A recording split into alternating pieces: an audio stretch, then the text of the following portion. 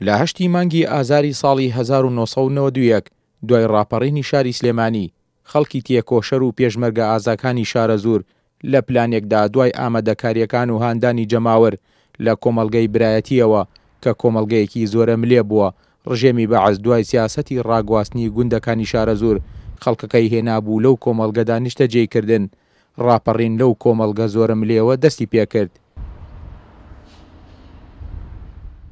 دواتر گەڕەکەکانی قەزای شارە زور و ناحێی وارماوەی سەر بە قەزاکەی گرتەوە بە ئازادکردنی ئەو قەزا و ناحێ و گوندەکانی دەوروبەری ڕووبەری داگیرکراوی کوردستان تەسکتر کردەوە.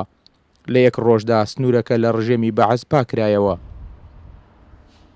ئەم ڕاپەڕینەی شارە زوریش بوو بە دەست پێشخەری بۆ ڕۆژی دواتر ڕاپەڕین لە قەزای دەربەندی خانیش دەستی پێکرد.